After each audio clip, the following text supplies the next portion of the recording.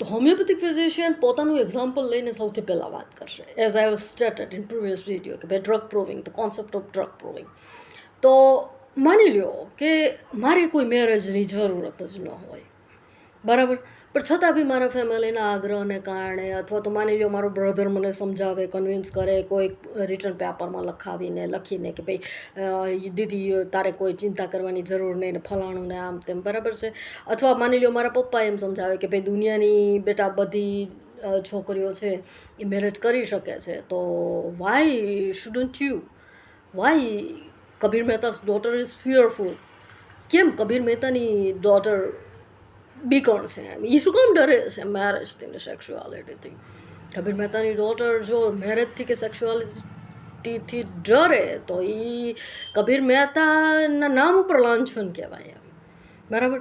તો દેટ માની લ્યો સપોઝ એવું બને મારી લાઈફમાં, તો આઈ ગો ફોર, હું એમ કહું કે મારે મેરેજની જરૂરિયાત ન હોય, કન્ફર્મ મારું હોય કે એમ નથી જ મેરેજ મારે કરવા, મેં આફ્ટર ઓબ્ઝર્વિંગ ઓલ સર્કમસ્ટન્સીસ મેં ડિસાઇડ કર્યું હોય. કેમ કે હું પોતે હોમવર્ક ન કરી શકતી હોઉં, I cannot, I know my limitations, મને ખબર હોય મારી લિમિટેશન્સ, કે I am not able to handle two fields at same moment. કે ભાઈ હું પ્રોફેશનલ ફિલ્ડમાં એક્ટિવ હોઉં, મારું મેઇન ફોકસ કેની ઉપર હોય? પ્રોફેશનલ ફિલ્ડ ઉપર. મારી પોતાની એમ્બિશન્સ હોય to reach at the top in my career, to establish my name, અને એ why because my parents have, મારા પેરેન્ટ્સે એમના વર્ષો મારી પાછળ આપ્યા હોય મને બનાવવા માટે, મને ભણાવવા માટે. તો at that time I say કે I fall in to a common category of girls, કે ભાઈ નહીં ભાઈ મારી 24-25 વર્ષની કે 20-25 કે 24-25 વર્ષની ઉંમર થાય, ભલે મારી કારકિર્દી બની, બરાબર, પણ હવે આ 5 વર્ષ 5.5 વર્ષ પૂરા કરી લીધા હોમિયોપેથીના, એટલે બધી છોકરીઓ અમારા ક્લાસની એ ભાઈ મેરેજ કરી લીધા, એ લોકોના ઘરે બાળકો થઈ ગયા, હવે મારે બી મેરેજ કરવા છે. That shouldn't be. I shouldn't fall myself into crowd. ટોળાની ભેગી હું મારી જાતને ગિરાવી ન શકું. જો if I am responsible child, if I know who are my parents, if my blood, what I had told yesterday, કે ભાઈ તમારી જે ચિલ્ડ્રનના રિસ્પોન્સીસ જે છે દેટ ડિપેન્ડ્સ અપોન આ કરેજ. કોઈ બી ચાઇલ્ડની અંદર કરેજ, સ્ટ્રેન્થ ક્યાંથી આવે છે? ક્રિએશન, કોઈ સર્જન છે એ મજબૂત કે સશક્ત ક્યારે બને છે? જ્યારે એનો ક્રિએટર પોતે કશું ક્યું નહીં. કોઈ આઇન્સ્ટાઈનના 3 નિયમો, ન્યૂટનના, આઇન્સ્ટાઈનનો ગ્રેવિટેશનલ લો ઓફ એના ભાઈ જે હોય એ એટ્રેક્શન, બરાબર, અને ન્યૂટનના 3 નિયમો, આઘાત પ્રત્યાઘાતને, બરાબર, એટલી બધી એસ્ટાબ્લિશ થયા, બરાબર.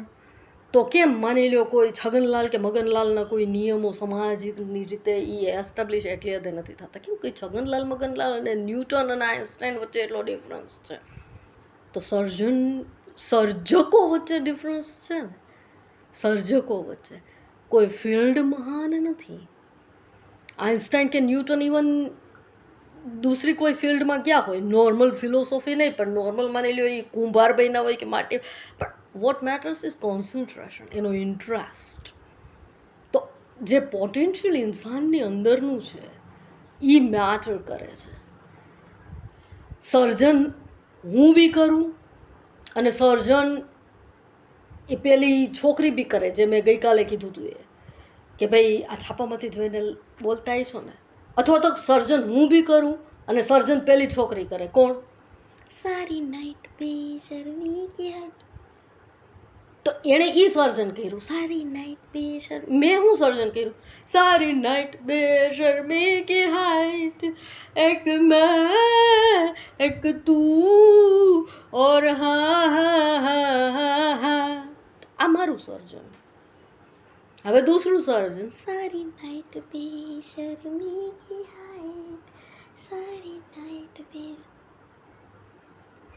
તો સર્જન ઉપર પોટેન્શિયલ ઉપર ડિફર કરે કે ભાઈ આ વસ્તુ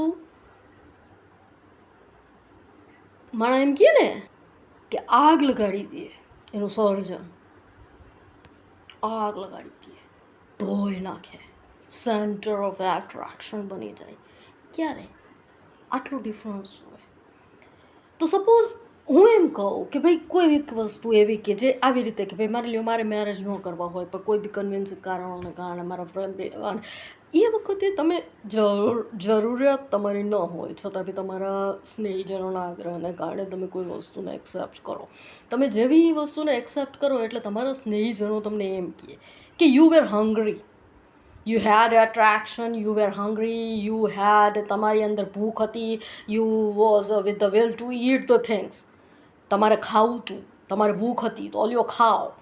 તો at that time they throw in front of me a boy, માની લ્યો, બરાબર, ફૂલ જેનું આખું શરીર એક્ઝિમાથી ભરેલું હોય, એક્ઝિમા, ખરજવું, એ વસ્તુને એણે રિવીલ બી ન કરી હોય. બિફોર મેરેજ એણે એ વસ્તુને રિવીલ બી ન કરી હોય. મારું ફેમિલી એવા ઇન્સાનને પકડીને લઈ આવે, મારા મેરેજ બી થઈ જાય અંધારાની અંદર, અને પછી જ્યારે મેરેજની પહેલે રાત્રે મને ખબર પડે કે ભાઈ આ ઇન્સાન જેની યારે મારે મેરેજ થઈ ગયા ને, હે એ આખું એ પોતે એમ કહે કે મારા શરીર ઉપર આખું ખરજવું છે. હવે ખરજવાવાળા એક ઇન્સાન આરે એક આવી છોકરીને પરણાવી દે કે જેને છે ને બિલકુલ પરણવું જ ન હોય.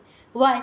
કેમ કે શું કામ કે તે મેરેજ માટે હા પાડી, that means you were hungry, you were with will to eat the things, you had lust, you were attracted toward sexuality, you were attracted toward physique.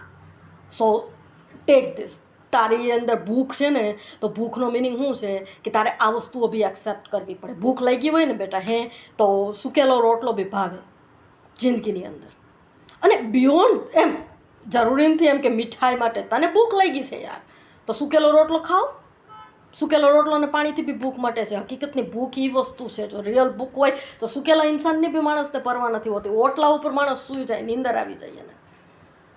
તો અને બિયોન્ડ દેટ આ મેન્ટાલિટીની ઉપર my papa mister Kabir Mehta હે told મી once કે દે, મને પપ્પાએ રિયલમાં clear cut એમ બેહાડીને કીધું હતું કે ચની, યુ જસ્ટ થિંક કે ઓલ ઓવર એવરીવેર બધાય શું કહે છે, વોટ દે ટેલ. મને ઇંગ્લિશ નથી આવડતું, પપ્પાએ ઇંગ્લિશમાં મને કીધું હતું, બરાબર છે, કે વોટ દે ટેલ. બધા એવરી, હું ગુજરાતીમાં, મારે વિડીયો લાંબો થઈ જાય ને એટલે કહું ગુજરાતીમાં એમ કે તું ચાની વિચારે એમ કે ઓલ ઓવર દરેક જગ્યાએ બધાના માઇન્ડમાં ને બધાના મોઢામાં એક જ વાક્ય હશે. શું ખબર છે કે આખરે તો પુરુષને સ્ત્રીની અંદર એક જ વસ્તુ જોવાની છે ને યાર. આખરે તો રહી રહીને છેલ્લે લંગડું હોય, લૂલું હોય, ખરજવાવાળું હોય, કોઈ બી હોય, છેલ્લે આખરે છે તો બધા પાસે એક જ વસ્તુ ને શું નવીનતા છે એની અંદર. તો યુ થિંક, તને મને પપ્પાએ કીધું હતું એમ કે you think what kind of degraded mentalities they have. And I would like to say, હું મારે કદાચ ન કહેવાય કદાચ, પણ some of my family members, કદાચ થોડા ઘણા મારા ફેમિલી મેમ્બર્સ નહીં પણ થોડા ઘણા મારા છે ને નજીકના ઓળખીતા પાળખીતાઓને રિલેટેડ હું કહું ને તો એવા લોકોના મોઢાઓમાં આ વાક્ય દેખેલું છે. મને લાઈટ નહોતી તો પપ્પાએ મને કીધું એમ કે યુ થિંક કે ચની કે એ લોકો એમ સોચે એમ કે વોટ કાઇન્ડ, તો ન્યા જે એ લોકોની પરખ થઈ જાય છે. They are degraded mentalities, they are depersonalise, they do not have idea about. એ લોકોને મન એમ જ છે કે what is marriage means communication between vagina and penis. Communication between vagina and penis, and there should happen sex, penetration, and there should happen pregnancy, there should happen childbirth. That is, and physic. Marriage means physic. કે તું સોચ, મને એ બી પપ્પાએ કીધું હતું એમ કે તું સોચ કે મેરેજ પહેલાં બધી છોકરીઓ પોતે પોતાના ગાઉનો ને સ્પેશિયલ વસ્તુઓને ખરીદે અને શરમાતી એક ખૂણામાં આમ સોચતી હોય અને એની ટોળાઓમાં ખીખ્યાટા ને એવું બધું હાલતું હોય એમ. મને આ વસ્તુની ખબર નહોતી એમ, પણ સિરિયસલી મને થયું કે તે so by telling that Papa was with the will to tell me that they are not able to be with the truth. This is the knowledge given by Mr. Kabir Mehta, and this is right now Mr. Kabir Mehta here. They are not able to be with the truth, they are not able to be with moment even.